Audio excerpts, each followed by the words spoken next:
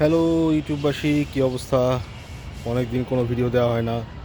আজকে ছাদের বাগানে,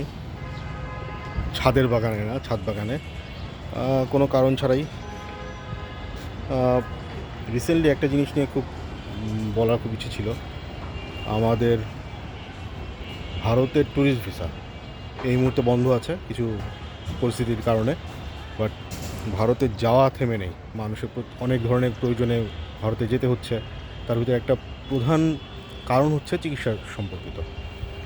তো বাংলাদেশে চিকিৎসা করেছেন কিন্তু কোনো উপকার পাচ্ছেন না, হয়তো চাচ্ছেন যে ভারতে গিয়ে একটু দেখানো দরকার, ভারতের ডাক্তারের উপরে হয়তো কিছুটা আস্থা তৈরি হয়েছে কোনো কারণে, তো ভারতে যেতে যাচ্ছেন। তো সেক্ষেত্রে কী করবেন? ভিসা তো বন্ধ না, ভিসা বন্ধ না, ট্যুরিস্ট ভিসা বন্ধ, অন্যান্য ভিসা যেমন ট্রানজিট ভিসা বন্ধ, তবে মেডিকেল ভিসা আর হচ্ছে জরুরি প্রয়োজনে, যেমন স্টুডেন্টরা যদি বিদেশে যেতে চায় সেক্ষেত্রে ভারতে গিয়ে হয়তো কোনো এম্বাসি ফেস করতে হবে, সেই জন্য একটা ভিসা দেয়, সেই ভিসাগুলো চালু আছে। তো ভারতীয় ভিসা কীভাবে করবেন, চিকিৎসা ভিসা কীভাবে করবেন? চিকিৎসা ভিসার জন্য একটু ট্রিকি পার্ট আছে, যেটা তো আপনাদের জানা দরকার। অন্যান্য সব ডকুমেন্ট ট্যুরিস্ট ভিসার জন্য যা লাগে সেগুলো তো দিতে হবেই, সেটার সাথে বাড়তি কিছু ডকুমেন্ট লাগে। তার ভিতরে একটা হচ্ছে খুবই ম্যান্ডেটরি এই জিনিসটা, সেটা হচ্ছে ভারতীয় কোনো ডাক্তারের অ্যাপয়েন্টমেন্টের একটা ডকুমেন্ট লাগবে। সেটা ভারতীয় কোনো ডাক্তারের হতে পারে বা কোনো মেডিকেলের হতে পারে। ভালো হয় কোনো মেডিকেল থেকে করালে। তো ভারতীয় মেডিকেলের অ্যাপয়েন্টমেন্ট কীভাবে পাবেন? সেই যে মেডিকেলে দেখাতে চাচ্ছেন সেই মেডিকেলের সাথে যোগাযোগ করবেন ইমেইলে। তাদের ফোন নাম্বার থাকলে সেই ফোন নাম্বারে আপনারা যোগাযোগ করতে পারেন। এবং ভারতের অনেক ভালো ভালো হসপিটালে বাংলাদেশেও তাদের এজেন্ট আছে, সেক্ষেত্রে তাদের সাথে যোগাযোগ করেও আপনি অ্যাপয়েন্টমেন্ট জোগাড় করে নিতে পারেন। এই ডকুমেন্টটা খুবই ম্যান্ডেটরি, আপনাকে এটা রাখতেই হবে। এবং অ্যাটেন্ডেন্ট যে যাবে তার জন্য কী ডকুমেন্ট লাগবে? তার জন্য বাড়তি কোনো ডকুমেন্ট না, যে রোগী তার সাথে একই সাথে ভিসার জন্য জমা দিতে হবে, এবং আপনি যে অ্যাটেন্ডেন্ট এটা উল্লেখ থাকতে হবে আপনার অ্যাপ্লিকেশনে। আগে যেমন চিকিৎসা ভিসার জন্য যেটা করা হতো, যে আপনি ফর্ম টর্ম সব ফিল আপ করে আপনি অনলাইনে একটা ডেট নিতেন, এখন আর সেই সুযোগটা নাই, যেহেতু এমবাসি সেইভাবে চালু হয়নি বাংলাদেশে। এখন যেটা করতে হয়, আপনার সব ডকুমেন্ট সব কিছু পূরণ করবেন অনলাইনে আগের মতোই।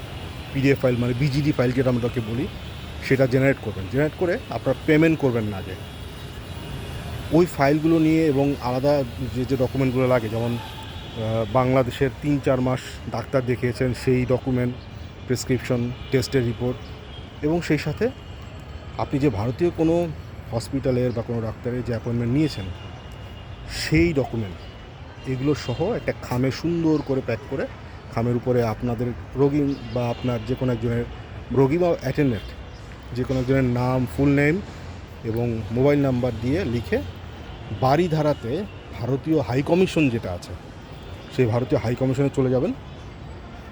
সেখানে গিয়ে ওই খামটা জমা দিয়ে আসবেন। এই যে আমার ছাদ বাগানে ফলটার নামটা ভুলে গেছি, সম্ভবত ব্ল্যাকবেরি, খুবই মিষ্টি পাকলে। ওই যে ডালিমও হয়েছে। আচ্ছা যাই, যেটা বলতেছিলাম, যে বাড়িধারাতে ওইখানে গিয়ে জমা দিয়ে আসবেন।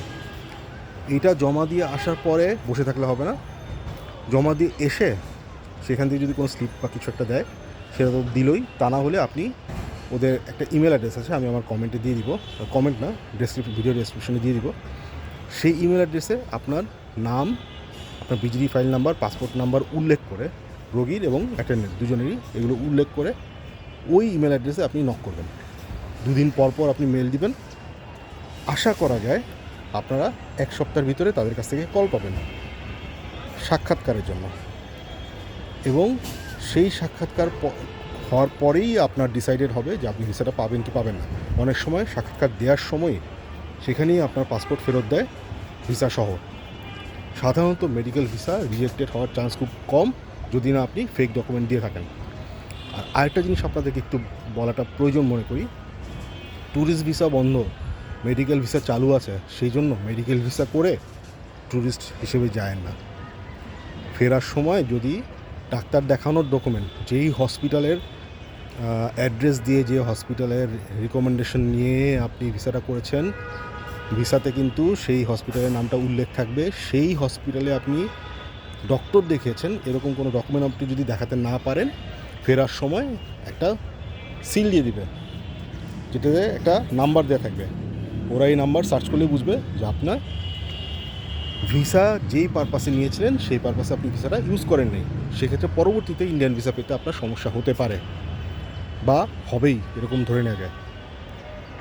তো খুব প্রয়োজন না হলে ট্যুরিস্ট আপাতত ভারতে ট্যুরিজমের জন্য গেলেন না।